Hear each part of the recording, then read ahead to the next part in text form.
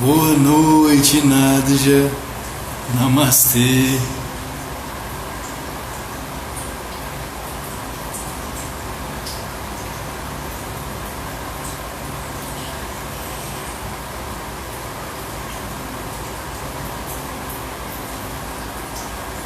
Namastê.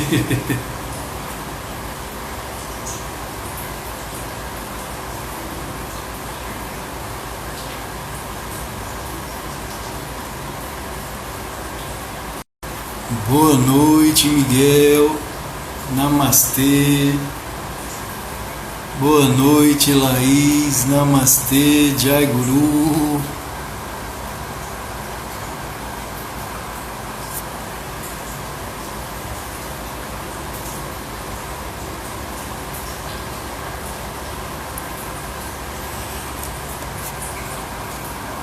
Boa noite, Ralph.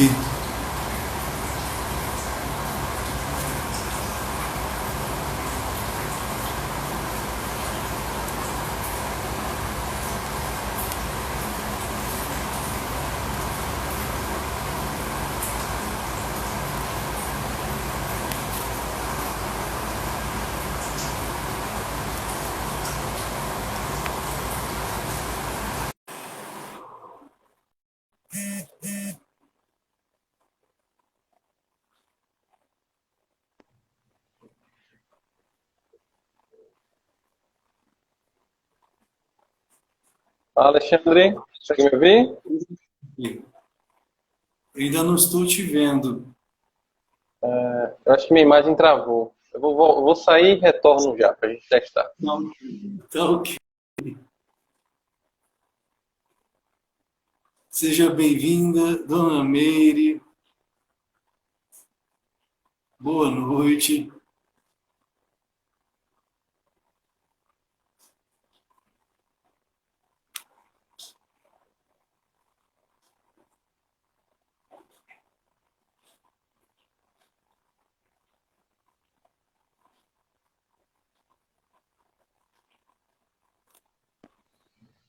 Olá, boa Olá, noite. boa noite, Ralf. Seja Como bem-vindo. vai? Obrigado, Alexandre. Tudo bem? Tudo ótimo, graças a Deus. A Graças a nossa Deus. saudação, Jai Guru. Segro. Sejam todos bem-vindos. Bom, hoje o tema da nossa live é o medo como ferramenta de dominação. E eu convidei o Ralph, grande amigo, também condiscípulo, também para quem conhece Yogananda, quem está aqui conhece Paramahansa Yogananda, sabe que sou discípulo de Paramahansa Yogananda. O Ralph também é discípulo de Yogananda, é psicólogo, com mestrado em Psicologia do Desenvolvimento e pós-graduado em Neuropsicopedagogia.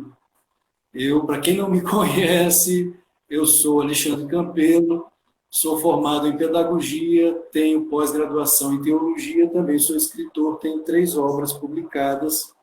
A minha primeira foi O Cristianismo Original e a Unidade das 5 Religiões, está esgotada nas livrarias, mas eu ainda tenho alguns exemplares comigo.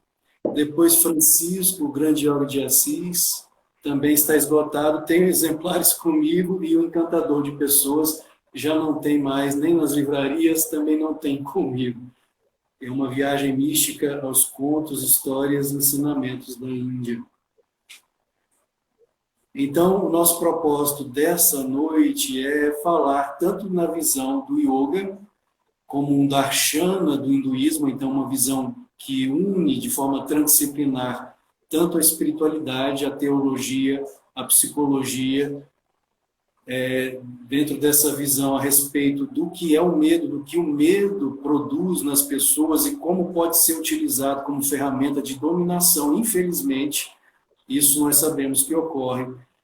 Então, eu vou tentar passar um pouco dessa visão mais baseada na tradição religiosa, teológica do yoga, que acaba incluindo, de forma, como falei, de forma transdisciplinar, outras tradições transcultural, como o cristianismo Alexandre, e outros mais. Sim, Ralph. Você poderia pressionar em cima do meu comentário, que aí você pode deixar fixado como Sim, para as pessoas pode. saberem o tema da gente. Apareceu? Está Eu fixado cliquei aí? duas vezes. Oi? Apareceu fixado, como comentário fixado. Não, para mim não. Você Estou vendo aqui pressiona, o comentário, estou clicando, mas não. isso, você pressiona em cima dele e deve aparecer a opção para deixá-lo fixado. Se não conseguir, não tem problema. Não está tá funcionando.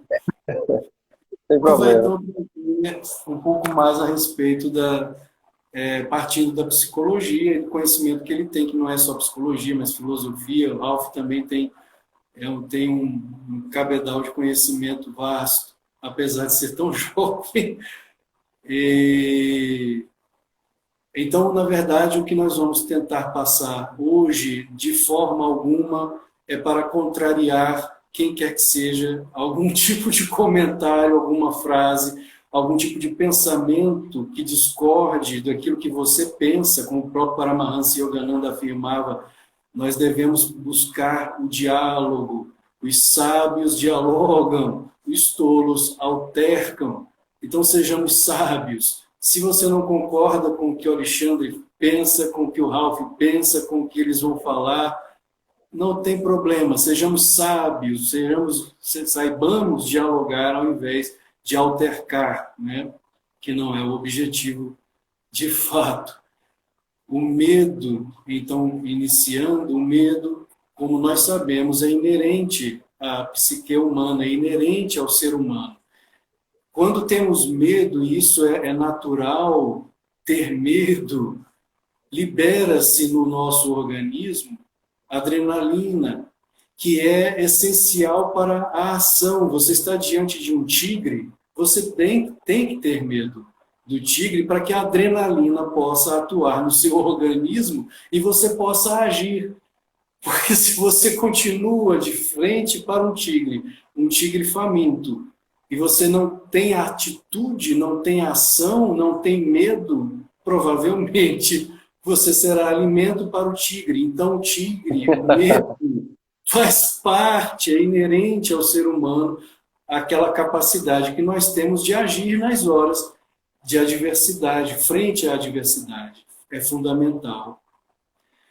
No entanto, quando o medo é utilizado como uma ferramenta de dominação, como nós sabemos que isso existe, inclusive ao longo dos milênios, dentro da própria religião, mais precisamente, claro que existe nas tradições orientais, nas religiões orientais, mas nós sabemos, nós ocidentais sabemos que ela tem existido ao longo de pelo menos 2 milênios, de forma muito mais palpável, infelizmente, no cristianismo. Quando se fala, quando se usa, por exemplo, a religião para conquistar a fé das pessoas por meio não do amor a Deus, mas por meio do medo, por exemplo, do inferno. Ou você ama a Deus e segue os preceitos religiosos e o dogma, ou você perecerá por toda a eternidade no fogo do inferno. Então, nós temos aí um problema, porque então eu estou em uma tradição religiosa, eu sigo uma tradição religiosa não por autêntico amor, mas por medo, por temor, o temor a Deus. Deus não deve ser amado, ele deve ser, em primeiro lugar, temido, é assim. Isso não coaduna com a tradição oriental. E, na verdade, quando estudamos um pouco da teologia, estudamos as religiões, a história das religiões, nós sabemos que as tradições ocidentais, como o islamismo, como o cristianismo, e o próprio judaísmo, que são tidas como religiões monoteístas, elas vêm da tradição oriental. Elas nascem na tradição oriental e ganham vigor e ganham a sua individualidade no Ocidente, mas elas vêm do Oriente. E nessa individualidade que elas ganham aqui no Ocidente, infelizmente, elas vêm se alimentando sempre do medo, da dominação pelo medo. Como tivemos há poucos séculos atrás, por exemplo, a questão das indulgências, em que você, por medo do inferno, de queimar no fogo do inferno, pagava a igreja para ser perdoado e ter um lugar no céu. Então, são as dominações por meio do medo, como ocorria também na Idade Média, a questão dos suplícios, em que criminosos eram supliciados em praça pública e temia-se, então, cometer um crime, porque as pessoas eram levadas à praça, havia um prazer nos suplícios em se presenciar a morte do outro, ainda que um criminoso, como lemos em certos textos, pessoas amarradas, pés e braços a cavalos, puxadas até a morte. Então havia também uma certa dominação pelo medo. Hoje, nos dias atuais, nós vemos a dominação de várias outras formas pelo medo, quando, por exemplo, entra a questão da política, dominando as pessoas também pelo medo.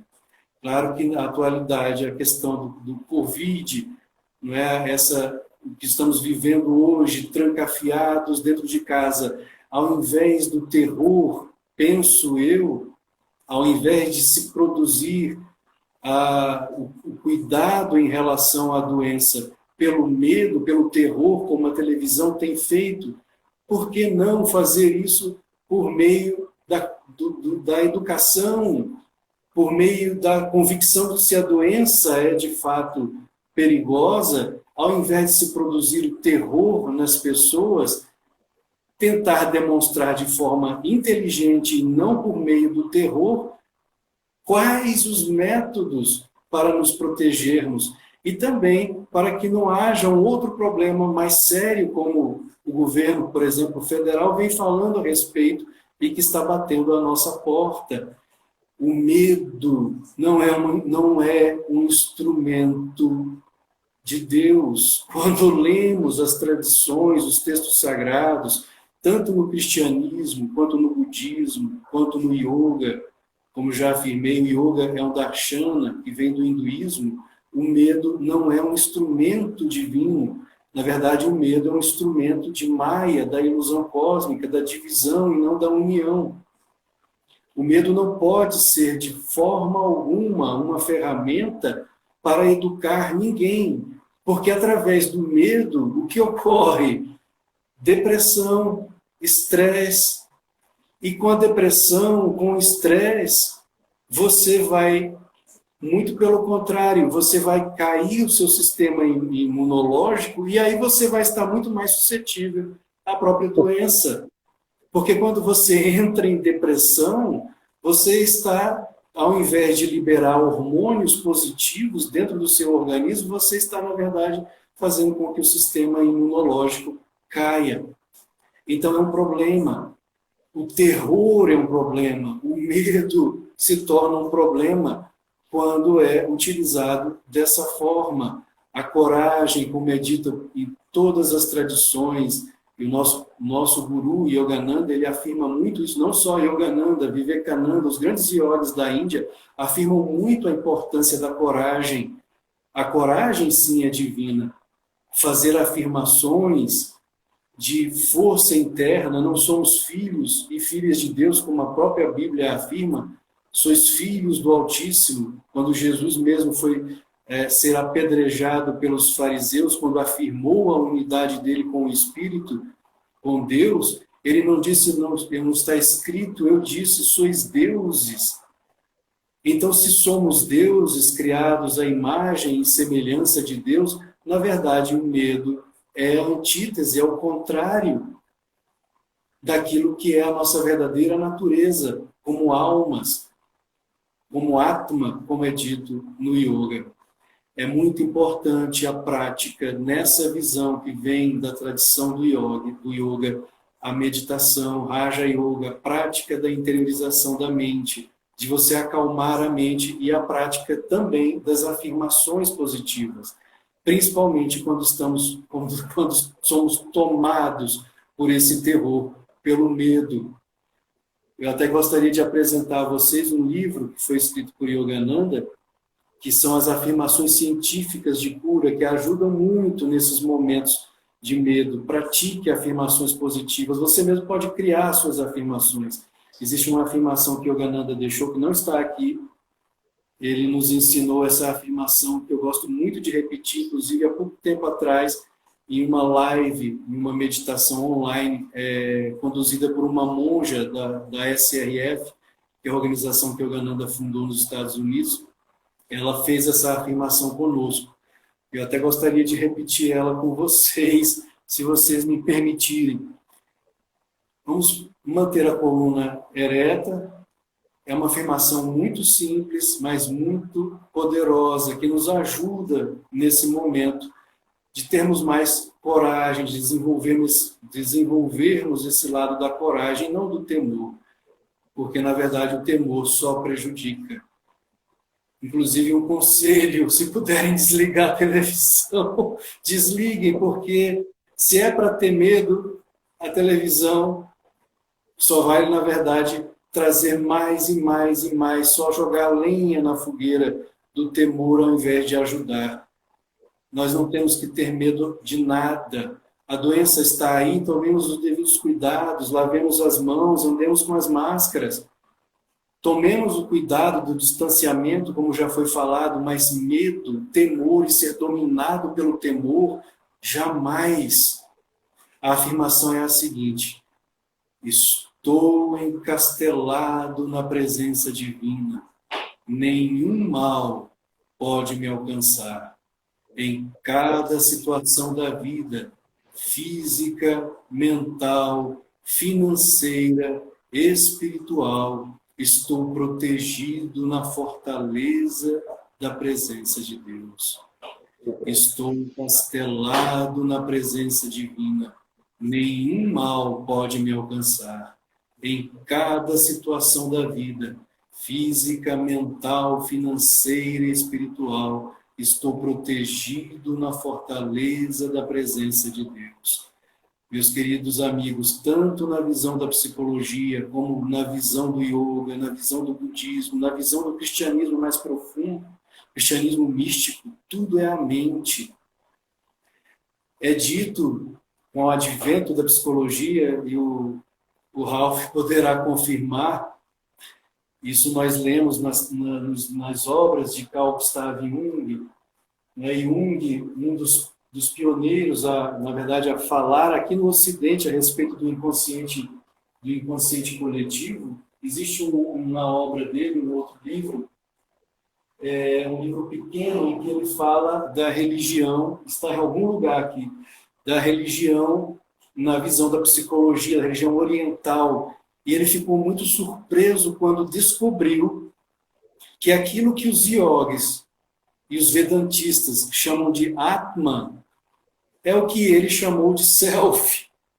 Ou seja, é o nosso eu interno, o nosso eu maior, a nossa alma que é imortal. Ela sim é imortal e indestrutível. E nós somos, de fato, o Atman. E não o Jiva, o ego, e não o corpo, como cantava Adi Shankaracharya, o fundador da Ordem dos Swamis.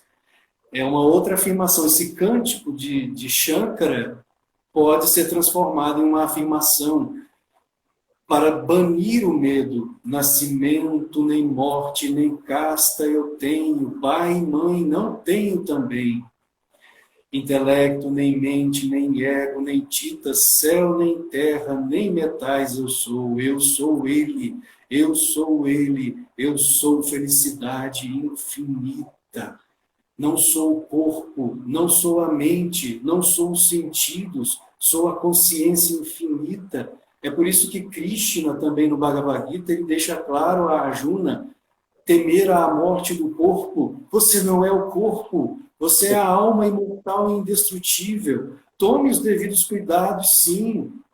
Tome os devidos cuidados. No yoga é ensinado que devemos ter o cuidado do corpo, da mente e da alma, do espírito. Saúde física, como o próprio Yogananda também afirmava, saúde física, desenvolvimento mental e realização espiritual é o tripé, corpo, mente e alma.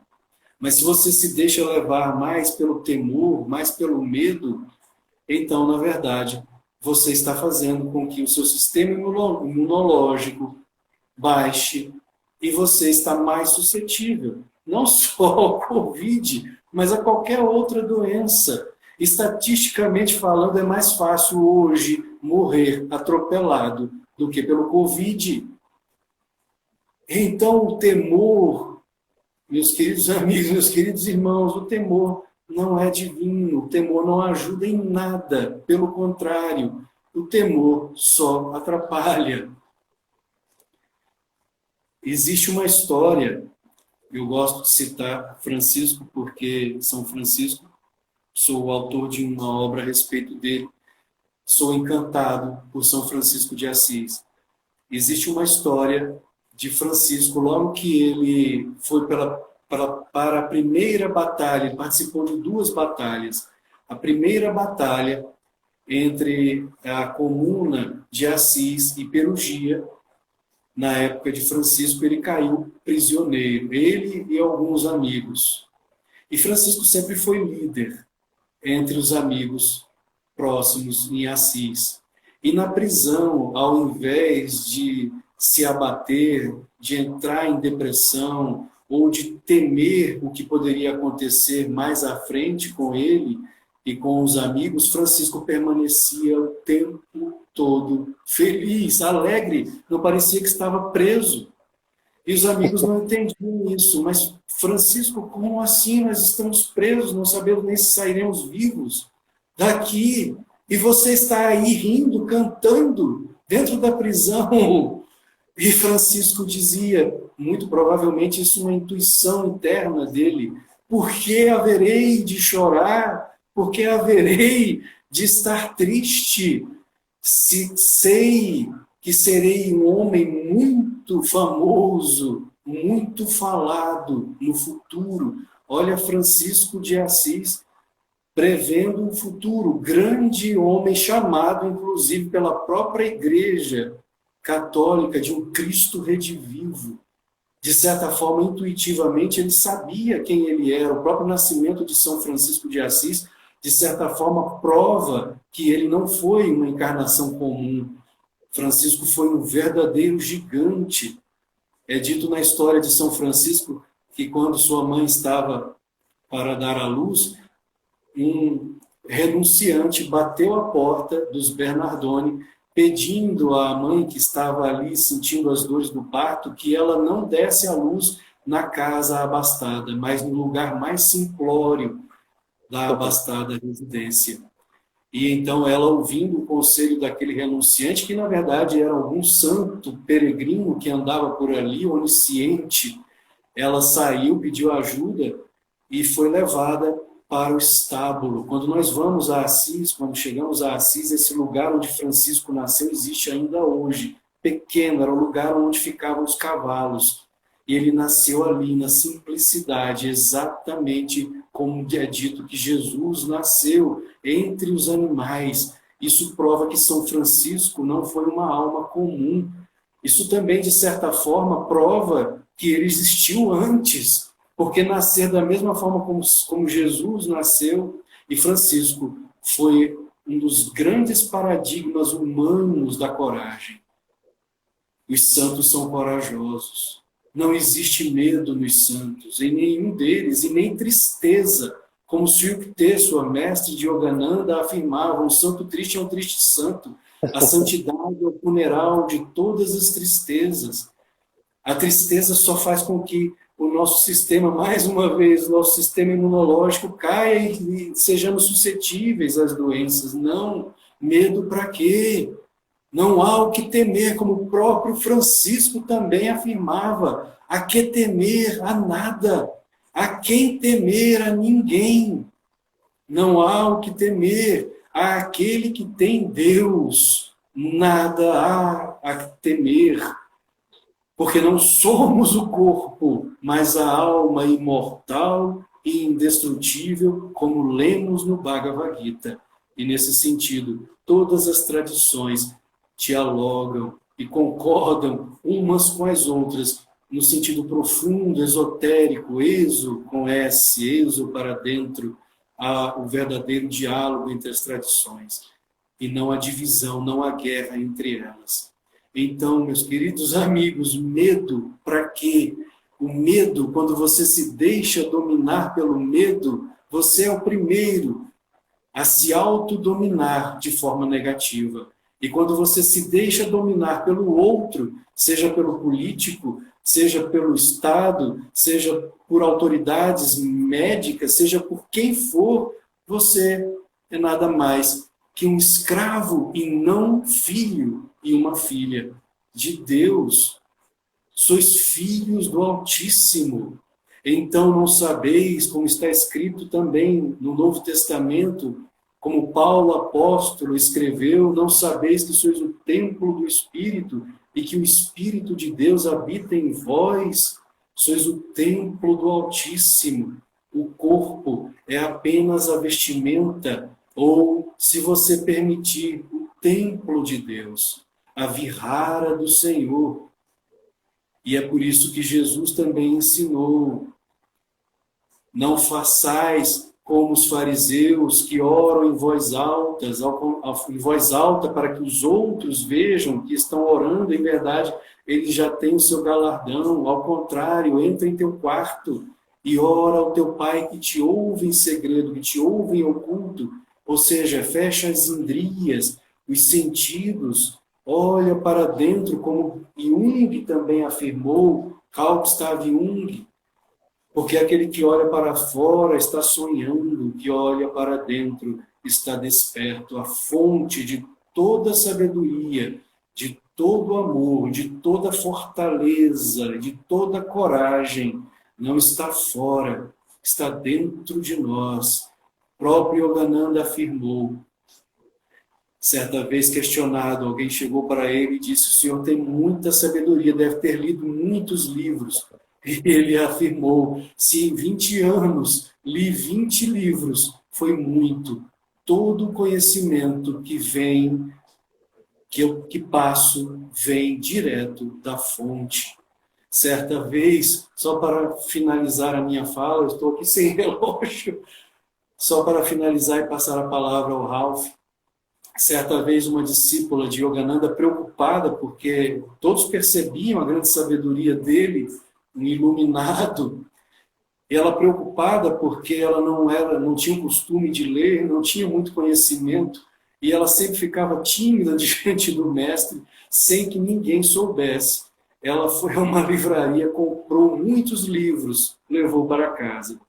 Certo dia, o mestre estava reunido com os discípulos, e ele, como era onisciente, nenhum pensamento dos discípulos escapava dele. Ele sabia de tudo. Isso foi constatado por cada uma das pessoas, não só discípulos, mas pessoas fora do círculo dos discípulos, constataram isso e relataram isso. Ela se aproximou, ele estava reunido com os discípulos, ele estava em uma reunião, conversando com os discípulos, ele parou, olhou para ela e disse: os livros não te darão o que você procura. Medite, medite. Então, meus queridos, para finalizar, passar a palavra ao Ralph: medo não, temor não, pânico não, não se deixe dominar por isso, porque, como é dito no yoga, medo, pânico é Maya, é ilusão cósmica. Como é dito no cristianismo, é Satã. Como é dito no budismo, é Mara. Então, o medo não vem de Deus. Deus é coragem, é força, é determinação, é atitude, é ação, sempre para o bem, nunca para o mal. Querido Ralph, agradeço sempre a sua presença, meu irmão. Passo a palavra a você. Desculpa porque eu deveria ter colocado um relógio. Você... Clicando nesse ícone, para saber o tempo, Alexandre, nesse ícone acima onde está escrito ao vivo, se você clicar nele, vai aparecer o tempo. Eu estou aprendendo com o Ralph. Essa é a minha terceira, quarta live aqui. Ótimo, 30 minutos exatos, então é a sua. Ô, irmão, que maravilha ouvi-lo. É uma dádiva poder ter um amigo tão sábio, inspirado divinamente como é você. É muito bom. Obrigado por suas considerações brilhantes. Tiago, muito bem, Alexandre. Eu não acrescentaria mais nada. Me sobrou uma tarefa um tanto, um tanto ingrata, depois de uma explicação tão profunda quanto a que você acabou de nos apresentar, mas verei o que eu poderei contribuir, se assim for possível, né? Vamos ver, vamos vendo, tá bom? Dentro da psicologia, tenho certeza que você tem muito a nos oferecer. Tudo que Alexandre falou é pertinente à realidade da vida, a realidade tanto física e sensorial quanto a realidade transcendente e metafísica. Uma das primeiras coisas que nós precisamos ter em mente quando pensamos no medo é o fato de que o medo ele é aprendido. O medo ele é aprendido. Os experimentos do início do século passado, do século XX, nos Estados Unidos, todos motivados pela grande descoberta do Ivan Pavlov, russo Ivan Pavlov, na Rússia, sobre condicionamento de animais, nos mostram que o medo é aprendido. Especialmente o John Watson, com seu experimento de condicionamento do medo do bebê Albert. Esse experimento pode ser visto até no YouTube, colocando lá experimento do Watson, John Watson, condicionamento do medo. Se vê claramente essa natureza condicionada do medo. Cabe citar aqui o experimento para que nós tenhamos uma melhor compreensão de como é feito, como o medo é construído em nossas vidas. O John Watson ele era um comportamentalista da primeira leva de comportamentalistas dos Estados Unidos, e ele tomou uma criança. Naquela época não havia conselho de ética que proibisse fazer experimentos mais criativos e às vezes até mais danosos, nocivos com crianças, com pessoas em geral também. E o John Watson tomou uma criança e o desejo dele era verificar se o medo a um coelhinho, um animalzinho inofensivo, era espontâneo, era inato. O que ele fez? Ele dispõe essa criança, o animal, o coelho, e a criança não demonstra nenhum sinal de medo espontâneo perante esse animalzinho. Fazendo apenas um parêntese, quando nós olhamos a vida de uma criança de coração puro, nós vemos que ela não teme nada. Ela pode estar de frente a um tigre, como nós temos, né, crianças na Índia que convivem com serpentes, animais nocivos e não expressam nenhum sinal de medo, nenhuma reação de medo. E o bebê Albert, da mesma maneira, não expressou. No entanto, quando o John Watson condicionou o som, pareou um som muito estrondoso de um gongo forte, sendo tocando, ao mesmo tempo em que colocava o coelho à disposição do bebê Albert, a criança se assustava. Então ela expressava na face as reações clássicas do medo, né? Os olhos arregalados, a boca aberta, o choro, no sentido da criança por não conseguir expressar o medo verbalmente, de modo mais elaborado. E ele percebeu que, por meio desse condicionamento pareado entre som e presença do animal, era possível que, tirando o som em um determinado momento, a criança expressasse a mesma reação de medo, dessa vez sem o som, mas na presença do animal. E isso, o mais curioso de tudo, é que ele percebeu também que o medo tinha um caráter metonímico. Isto é, ele se deslocava não só do animal, mas para tudo aquilo que tinha alguma similaridade no animal. Então, um espanador, uma esponja mais fofinha, alguma coisa nesse sentido. Eu não lembro exatamente quais eram os objetos que tinham similaridade com o coelho, mas o interessante é que o bebê Albert, além de ter medo do coelho, passou a ter medo de objetos similares ao coelho. Então, com isso, nós vemos que o medo ele tem essa natureza condicionada. O medo é aprendido, embora faça parte de uma das 6 emoções primárias que compõem o nosso cabedal de emoções básicas humanas, né? Que seria o medo, a alegria, a tristeza, a surpresa, a raiva e o nojo. O medo e a surpresa são muito próximos, como nos informam o grande pesquisador, escritor do livro A Linguagem das Emoções, me fugiu o nome dele agora, até o final eu recordo, mas é o grande pesquisador das emoções, escritor do livro A Linguagem das Emoções. E o medo, portanto, ele é aprendido. Quando é que o medo, tomando aqui como parte o nosso tema da live, né, que é o medo como instrumento de dominação, quando é que o medo passa a ser Paul Ekman, exatamente. Fernanda S.A. Projeto. É o Paul Ekman, A Linguagem das Emoções de Ekman. Obrigado, Fernanda. Quando é que o medo passa a ser um instrumento de dominação? Quando ele passa a ser a justificativa de um projeto, de uma intenção.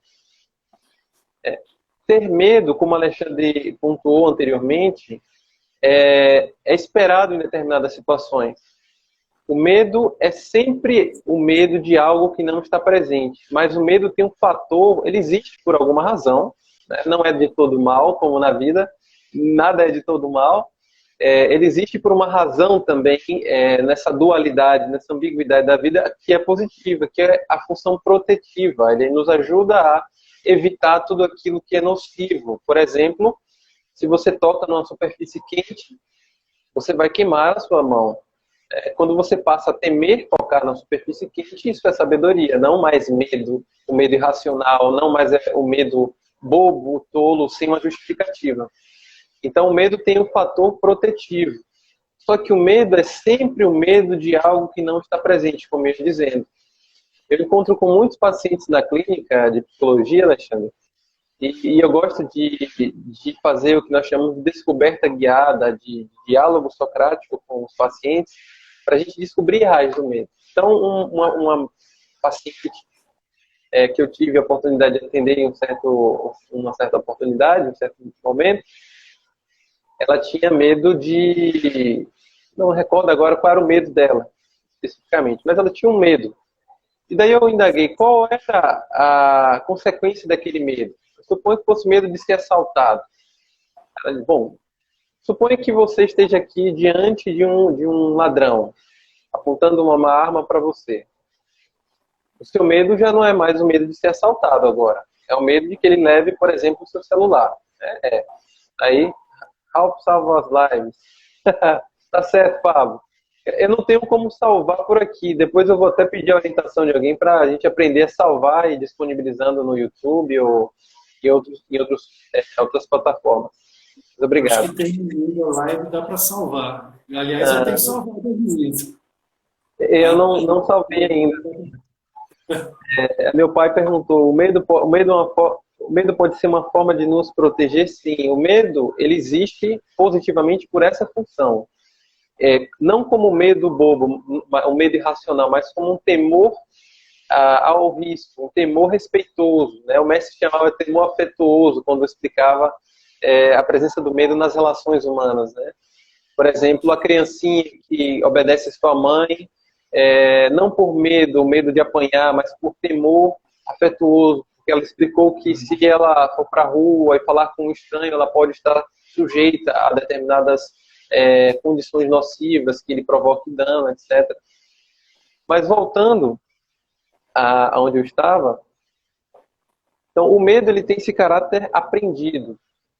E no sentido negativo, medo, ele deixa de ter o fator protetivo, o lado de proteção, e passa a ser um vilão. Então, na história da minha paciente,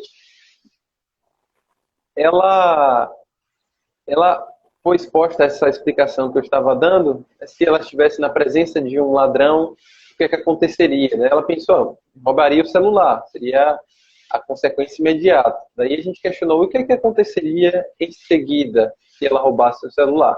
Ele poderia atirar em mim. E o que aconteceria se ele atirasse em você? Ele poderia sentir muita dor, me sentir muito mal. E o que poderia acontecer de pior? Poderia morrer. E o que poderia acontecer de pior? Poderia deixar meus filhos, abandoná-los. Então, note que a raiz do medo não está na situação concreta que está diante de você, mas nas consequências que você prevê que podem advir da situação concreta. Essa é a natureza do medo, a natureza metonímica. O medo tem uma natureza de deslocamento continuado para algo que não está presente. Ele funciona desse modo, esse é o grande mecanismo psicológico do medo. Nós precisamos nos atentar a isso, especialmente nesse momento, que eu chamo de histeria coletiva. Há uma histeria coletiva porque a presença de um risco que é um vírus, a presença do significado desse vírus, que é o cuidado que se deve ter perante ele, as posturas de higiene que devemos adotar, como a Alexandre já citou, mas para por aí. Para por aí. Ter mais medo não significa que você está mais protegido. Pelo contrário, como bem explicou Alexandre Campelo, há uma relação, inclusive, identificada pelo Albert Bandura, se não me engano é o Bandura, numa pesquisa dos anos 90, que identificou que quanto mais medo se tem, mais ativação se tem do complexo amidaloide, que é a região cerebral responsável pela ativação do medo, a região subcortical de expressão do medo, menos substâncias protetivas você tem no seu sistema imunológico. Então, quanto mais medo você tem, nesse sentido específico, menos protegido você está. Ter mais medo não significa que você vai estar mais resguardado do vírus, mais distante de qualquer risco. Até porque os riscos existem durante toda a vida. Como o próprio mestre Paramahansa Yogananda nos diz, né? Se nós colocássemos um microscópio numa folha de alface que nós comemos achando que estamos ingerindo tanta e tanta saúde, nós nos assustaríamos com a quantidade de micro-organismos que tem ali, não é? Então, o medo existe, o risco existe à nossa vida, é inerente à vida. O perigo existe, mas como o mestre diz, o perigo, quem nasceu antes do perigo fomos nós. Portanto, somos mais perigosos que o perigo. Então, a gente precisa ter essa consciência que o próprio Júlio César teve perante a sua esposa, quando tentava atemorizá-lo para não ir em busca de uma determinada contenda. Isso está bem expresso ali na obra de Shakespeare.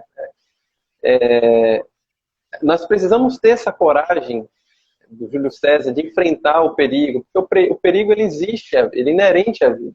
Quer você esteja preso em uma redoma, achando que está totalmente seguro, quer você esteja exposto, passando por uma saraivada de balas, né, numa favela, numa guerra, enfim. O medo ele tem um fator protetivo quando nós usamos com sabedoria. Qual é o ponto de sabedoria? Bom, como o medo ele é uma emoção, o que antecede a emoção, quando nós pensamos em termos psicológicos, são os fatores cognitivos, especialmente os nossos pensamentos. Ou seja, aquilo que nós interpretamos, aquilo que nós induzimos, aquilo que nós deduzimos de tudo que nos chega a partir desses receptores que são os nossos sentidos. Então, os nossos pensamentos, eles despertam emoções em nós. Se nós pensarmos, como o Alexandre bem pontuou nas afirmações, as afirmações de cura, as afirmações científicas, nós nos sentimos bem ao pensar bem. Se nós pensarmos, eu sou um desgraçado, eu sou um miserável, e ir aumentando gradativamente o nível de crença que nós temos nesse pensamento tão negativo, nós iremos nos sentir também muito mal com isso. Não é à toa que nós chamamos em consultório psicológico essa especificidade de conteúdo dos transtornos como hipótese de especificidade de conteúdo, ou seja, para cada transtorno mental existe um conteúdo cognitivo específico. O depressivo, por exemplo, pensar negativamente a respeito dele mesmo, do meio e do futuro dele. O ansioso vê tudo em termos de risco acerca da vida dele, então uma pontada no peito para um paciente com pânico é um sinal de que ele vai morrer naquele instante. uma pontada na cabeça, no sinal de que ele vai perder o controle, né, naquele momento e se tornar louco. É assim que as pessoas chegam para nós em clínica ou mesmo no pronto-socorro.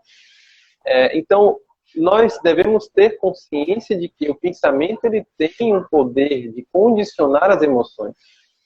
E por o efeito consequente, também há o poder de influenciar a fisiologia e influenciar o nosso comportamento.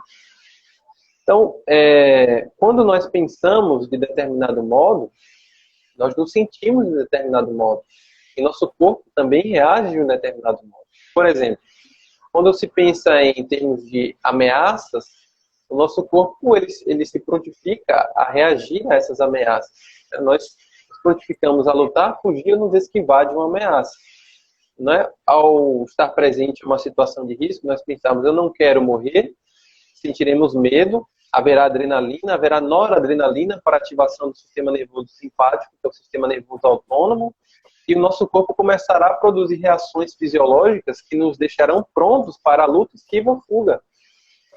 E aí nós decidiremos, a partir de nosso histórico de comportamentos perante situações de risco, o que fazer.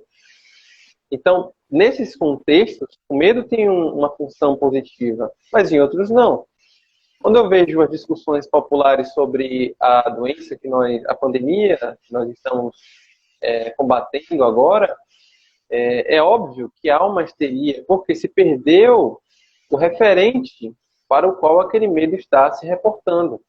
Quando há uma distorção entre o nível de risco e o grau de medo, isso se torna uma histeria. Não significa dizer, por outro lado, que ter menos medo implicará em você ser negligente. E nós, brasileiros, temos uma tendência cognitiva de enxergar as coisas em nível dual. A dualidade é maiávica, a distorção das coisas é uma influência de Maia, que é contrária à verdade. Um dos nossos trabalhos em psicologia é conduzir o paciente a enxergar as coisas como elas são. A verdade como ela se apresenta, nua e crua, embora doa, embora seja sofrível em alguns momentos. Então, a gente precisa diminuir essa polarização. Se eu tenho menos medo, significa que eu vou ser mais negligente? Não é por aí. Ter menos medo significa que você vai ser tão prudente quanto uma pessoa temerosa, mas você terá coragem para fazer coisas que são necessárias à sua vida. Quer comentar, Alexandre? Só para fazer uma complementação sobre isso que você está falando, Ralph, aqui nesse outro livro, que também é de Yogananda, só que está em espanhol, esse está em espanhol, tem em português, acho que em português é Viva Sem Medo, Viva Sem Medo em português. E é muito interessante porque essa questão da adrenalina que você também falou, né, que é causada pelo medo, para que você possa sair de uma adversidade, por exemplo, inclusive na situação que nós estamos vivendo hoje, por conta do Covid, já são, se não me engano, 9 milhões de desempregados. Se não me engano, parece que segundo dados do Sebrae, 400 mil empresas já faliram, 9 milhões de desempregados. Então, essas pessoas que vão ter que trabalhar, que vão ter que lutar para reconquistar, né, a sua vida, Yogananda dá aqui um conselho sobre isso. Eu queria só um trechinho, só para ler. Essa parte está em espanhol, eu vou fazer uma tradução informal que tem a ver com isso que o Ralph está falando. Na página 32, afronta, ou seja, afronte as dificuldades econômicas com valentia e criatividade, que vai ser fundamental a partir de agora. Se não dispomos de dinheiro, você não dispõe de dinheiro, e se sentes desvalido, o mundo inteiro parece apartar-se de ti. Porém, preocupar-se não te brindará a solução. Põe em mão a obra, né? Arregace as mangas, ao invés de entrar em depressão e alimentar ainda mais o temor, como o Ralph falou. E adota a seguinte determinação: sacudirei o mundo até obter o que me corresponde. Não me deterei até que o mundo satisfaça a minha necessidade. Em outros trechos, em outros escritos de Yogananda, ele fala, se você está em uma situação de desemprego, vire o mundo de cabeça para baixo até que alguém fale, dê um emprego a esse rapaz. Então, o medo não, o medo só no sentido positivo, que é necessário para que possa gerar a adrenalina necessária para que você possa ir vencer as adversidades, como Yogananda fala muito bem, mas não ter, né, como o Ralph também já colocou, muito bem colocado. Viver sem medo, de Paramahansa Yogananda. Muito bem. Exatamente. Então, é preciso tomar posse dessas informações que nós estamos comentando com bom senso, para que você possa retomar as rédeas da sua vida.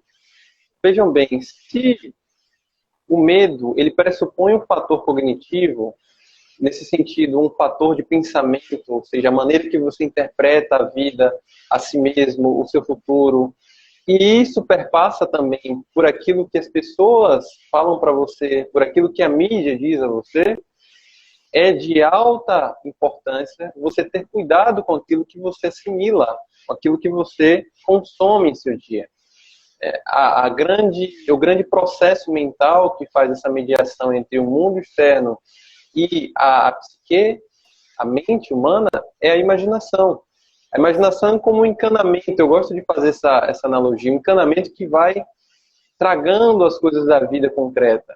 Se você consome conteúdos nocivos da ficção, por exemplo, filmes com conteúdo dramático, drástico, não que visem a edificação, que aponte para a beleza, para a bondade, para a justiça e para a verdade, mas para a tragédia por si, pela violência explícita, ou para as mortes, como um evento sem um sentido por detrás, que visa edificar a experiência humana, é claro que você vai ficar mais contaminado e vulnerável às experiências de medo. Né?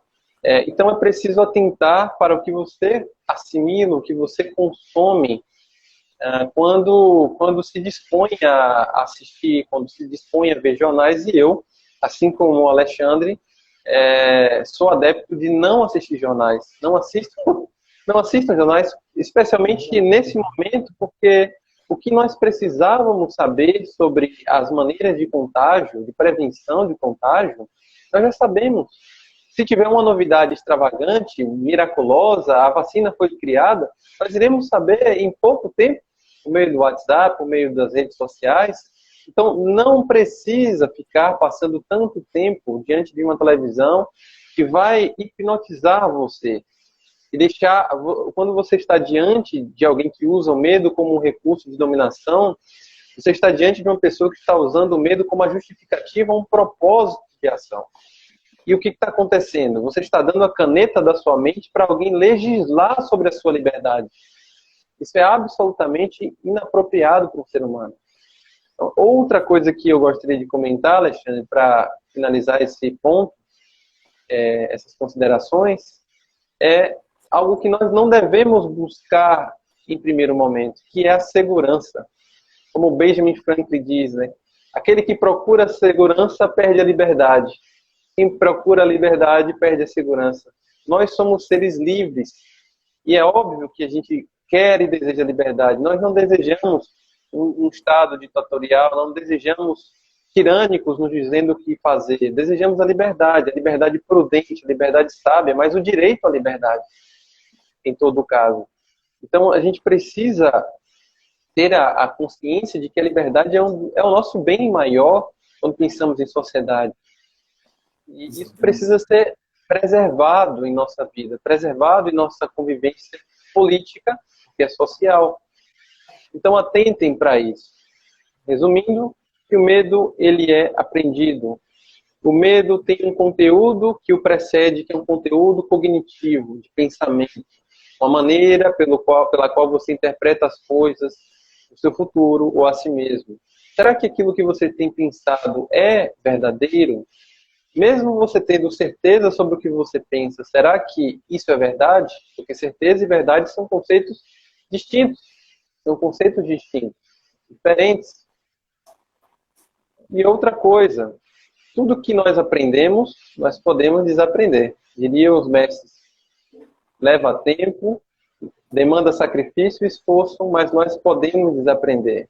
E o que é o contrário ao medo? A virtude da coragem. A coragem mediada pela prudência, pela sabedoria, não é a coragem imprudente, não é a coragem de se expor ao vírus quando ele está aí para que nós sejamos contaminados, mas é a coragem de agir com prudência e fazer o que você e só você pode fazer. A vida está te pedindo que você saia da cama, que você saia de casa para cumprir suas tarefas, quando possível, quando necessário, obviamente, e pedindo que faça isso sem medo, porque o medo não aumenta as chances de você não ser contaminado.